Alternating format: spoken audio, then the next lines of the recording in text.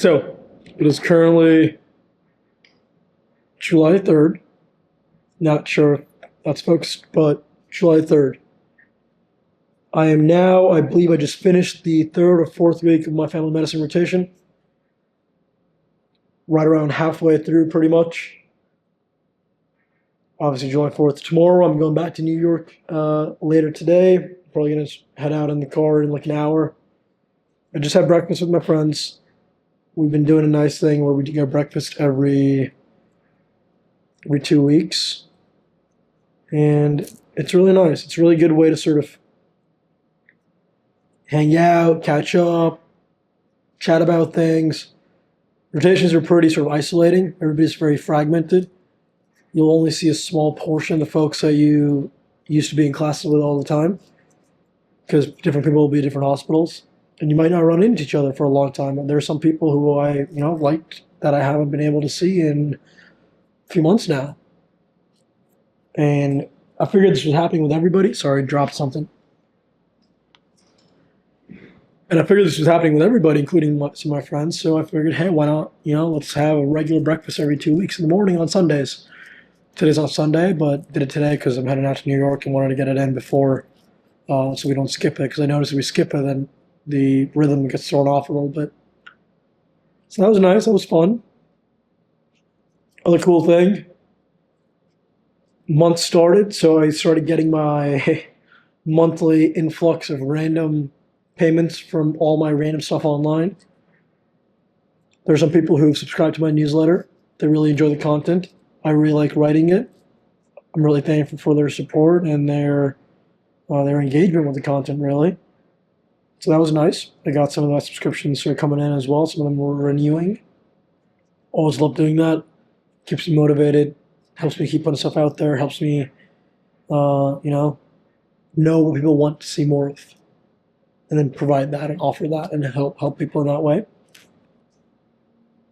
I have my iOS app, Rounds, of course. There are people who frequently use that as well. Last I checked was a little bit ago. We had around 100 users. It fluctuates a little bit on a day-by-day basis, but that's roughly where it is. Currently, it's a paid app. Well, it's a freemium app.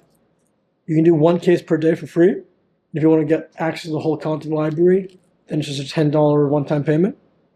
I'm probably going to change that. I think I'm just going to make it completely free. The reason wasn't completely free until now is because I wanted to figure out if people would pay for it, if it's something worth pursuing and spending time on. And people did. People like it and they use it. So I think I'll now make it free. But now that I know it's worth paying for, I'll try to improve the app. And that's what I'm sort of working on in the background a little bit. Though, to be honest, I haven't been able to make a whole lot of progress with it. The family medicine rotations are just really killing me. I get there around 7:30 in the morning, sometimes 7:45. I've gotten very efficient at pre-charting, so sometimes I can come in a little bit later. But clinic starts right around 8 o'clock, sometimes 9 o'clock. And then usually I'm seeing patients until 5 o'clock, 5:30. That's usually the pattern that's set pretty much all week. And, it doesn't sound very bad. It sounds like, most normal corporate jobs. When I was at Epic, something similar. I would get to work right around 7 o'clock. And I would be there right around 5 o'clock as well. So same rhythm. This is a little bit more exhausting, though, I've noticed. It's more tiring cognitively and physically. Because, of course, everything's new. You're still a medical student, so you're still trying to learn.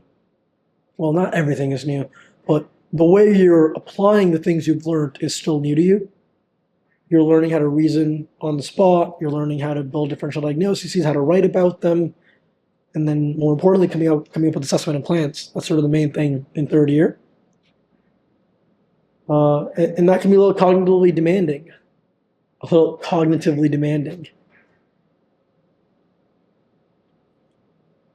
The physical aspect of it, it's fine. You're moving around a lot, talking around a lot.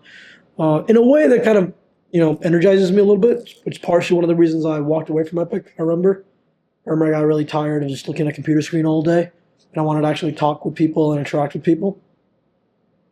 And So I do enjoy that part of seeing patients. I really love speaking with some of the patients that come through and learning about them, figuring out what's happening in their lives, what's sort of holding them from being able to feel better, get better.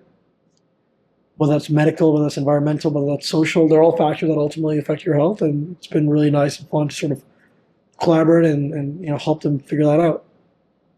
So I do enjoy that aspect for sure.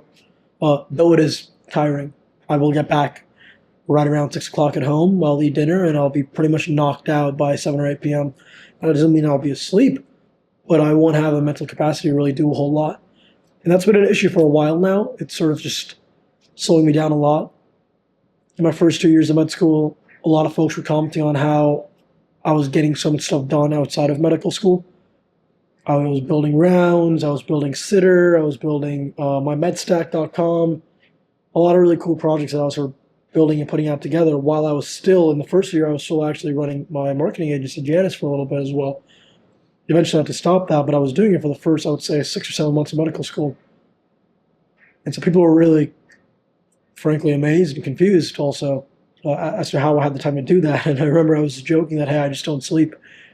And I'm realizing now that, that probably wasn't the right answer. I don't think I accurately deduced what was allowing me to do that. I think what was allowing me to do that is that the medical school portion itself was just studying, which was tiring, but it was just one thing.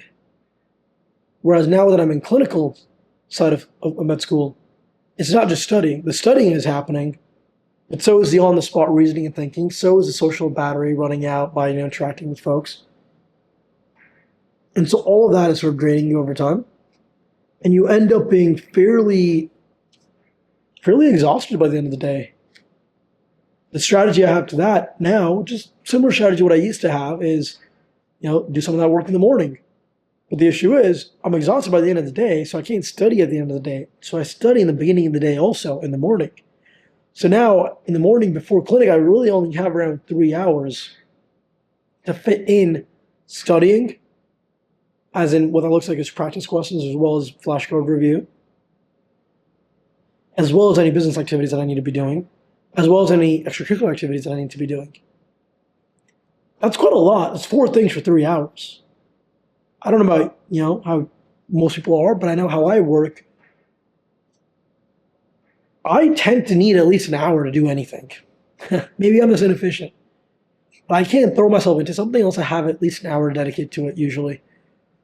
And I just listed 4 things to do and I only have 3 hours. So that's been a consistent problem. There's always something that I'm leaving behind on the table every morning. And it sort of frustrates me in the back of my mind that I wasn't able to get to it. And I'll tell myself I'll get it at the end of the day, but it won't really happen. I won't have time for it. I'll get back and one way or another, I'll end up in my bed or I'll end up asleep. And that's not really me. That's not really what I'm used to doing. I'm used to always getting what I wanted to get done plus more. That's how I've learned so many things, because I've always had the time to go out and do different things. But it's just not happening anymore. In a way, I'm happy that I'm recording these videos. I haven't put anything out yet. Who knows if this actually makes it out? Maybe this will be the first video that I'll have recorded and I'll have actually put out there.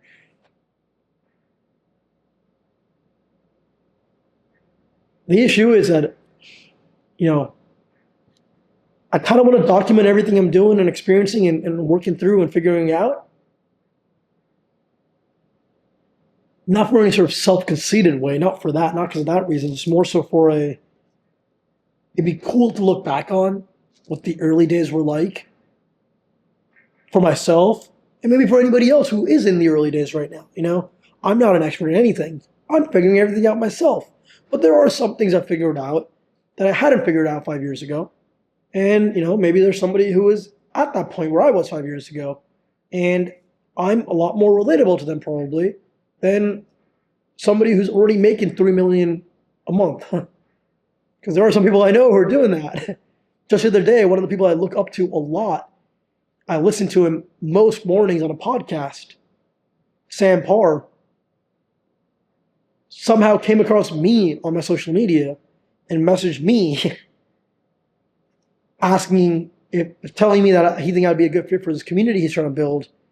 And I was over the moon about it. I was like, holy cow. It's like, You know the meme of like senpai, I've been noticed, or like in the Toy Story when it's like that claw machine, and and the little toys in the claw machine are like excited about, hey, I'll be the one that will be picked. That's what I felt like. I felt like I just got picked by somebody I look up to. And then it turns out the criteria to qualify for this group is trying to make is $3 million in revenue or a $10 million exit. I am nowhere near that. But you see that stuff and you realize, other people are. And he was trying to make this group in my local city too, which is a pretty small environment, which means there are other people in this environment that are doing that. you know? So it's not even like in the distant away places like New York City, Boston. No, like in the middle of nowhere, Connecticut. In the middle of nowhere of Connecticut. Apparently there's still 8 other people that are making 3 mil a year or have $10 million exits in their startups. Right? And I'm just nowhere near there, but it's motivating. It's inspiring to see that. But those people may not be as relatable to a younger me, or frankly, even a current me. And so that's partially why I also like to record this stuff, and I want to be documenting it, because I'm sort of at the middle ground right now, where there's something I figured out and there's something I haven't figured out. And passively and directly, there's some things I can sort of help somebody out with. If it's something that I've already tried and done and have some opinions on. And if there's things that I'm messing up and learning in real time, then I can document that too. And I think it's kind of cool. And so as I'm doing that, it's a little therapeutic to record this because I'm sort of reflecting as I'm speaking and I'm thinking about it and I'm realizing, what my bottlenecks are. Like right now, it's very clear to me, time is my bottleneck. So I need to figure out how to get more out of my time. And I'm realizing that as I'm saying this right now. How I'll solve that, I don't know. I don't know. But I guess we'll figure it out, right? You'll see it when I figure it out. I don't know. I don't know the solution to that right now. My whole life, my solution to time has always been wake up earlier. That's always been it. Or go to sleep later. Problem is, I'm doing both of those right now, and I still don't have enough time for the first time in my life. I'm waking up at 4:30 in the morning, and I'm going to bed. Ideally, I want to go to bed at like 9:30 or 10 o'clock. I'm not even doing that. I'm going to bed closer to like 10 or 11. I'm dead by that point. But I still don't end up having enough time. My gut intuition says the only way I can fix that is by hiring somebody, which is not really a practical solution at this stage in my life because the issues that I'm having, maybe I need to think more about it, but I don't think I can hire somebody to solve those issues. They're pretty specialized things. Like, you can't hire somebody to learn medicine for you. That's on me. I need to do that. And I can't hire somebody to build the initial points of rounds for me either. That's my startup, and I need to be the one to inject the vision into it.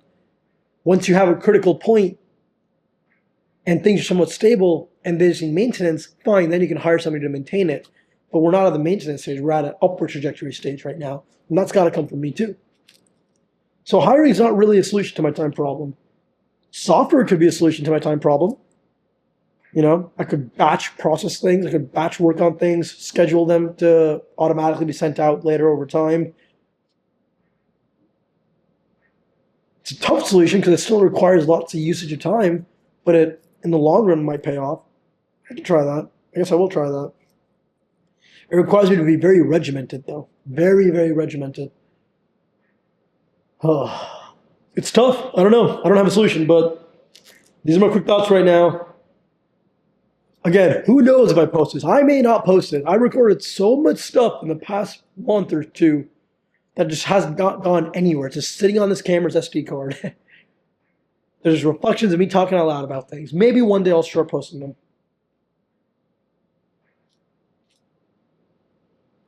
It's weird because one of the things I experienced when I got started with some of this business stuff is I felt so stupid. Every day, I would wake up and do things that were so brand new to me. I felt like an idiot. I didn't know how to send an email, how to phrase things. I didn't know random basic language. I just didn't know how anything had worked. And until that point, until I started trying this stuff, I felt like I was a pretty smart guy. Like I was doing well in all my classes and everything in school. And then I started doing something, and even at work, even at Epic, when I worked at Epic, I was doing really well. And then I tried doing my own thing, and I was an idiot. I had no idea how to do things. But I powered through it. And I remember the analogy I would always make is, it's like going to the gym. At first, you don't know anything you're doing. But over time, you show up, you come again, and you become pretty good at it. And you keep doing it, and you start noticing improvements. And you improve micro things over time. You don't worry about, everything in the beginning, because in the beginning, what matters more is building the habit of actually showing up and doing something. And that really made a lot of sense to me, and it made me over time get better at what I'm doing. And I think I've grown a lot since then in terms of business. Knowing how things happen, knowing how to do things, getting things done.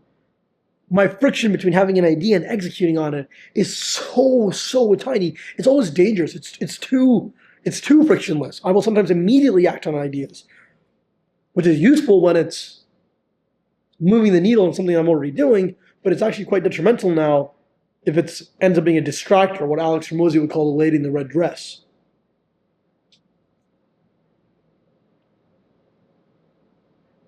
Decreasing that friction has really opened me up to the vulnerability of being distracted by the lady in the red dress, which, if you don't understand, is a metaphor for opportunities that are good opportunities, but not the best thing for you to pursue at this time. Or opportunities that seem good just because you're looking at them from a distance. And once you get close to them and you've sacrificed time and effort to pursue them, you then get close and you realize that this was not all it was cracked out to be. That's kind of what he means when he talks about the lady in the red dress. And so when I've decreased my friction between thinking of something and doing the thing, while it's very good in some things, it's also quite disastrous in other ways. And I've certainly wasted a lot of time because of that. But I've also certainly made a lot of progress in some things because of that. I'm not really sure where this video is going to go. I don't know.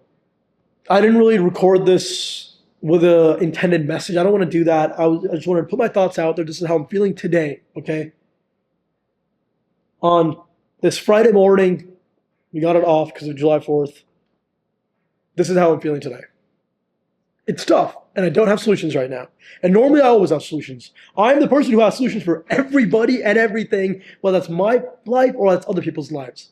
I don't have a solution to this right now. But I think that's why it's worth recording, to show what it's like when you have no idea what to do. You can't tell left from right. You can't tell up from down. You don't know where you're going. You don't know what you're doing. But you're still going to try something. You're going to figure something out. That's where I'm at, okay? That's where I'm at. If you watch this whole thing, thank you. I commend you. Thank you for watching it. If you feel like you're feeling a similar spot, if you are in a similar spot, please let me know. It'd be cool to know what you're doing, the issues you're facing, if they're the same issues.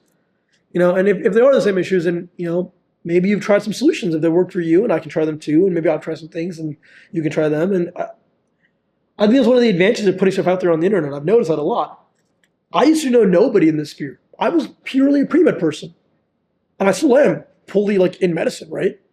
But I've come into medicine with this whole other parallel life, parallel network that I've just developed sort of asynchronously in the background, just because I've put certain stuff out there that has magnetically attracted people into my orbit, into my social orbit. And I read from them, I get inspired by them, they read from me, they get inspired by me, and we push each other forward. And so very effortlessly in the background, I've grown a lot in this way. My network, my skills, my awareness,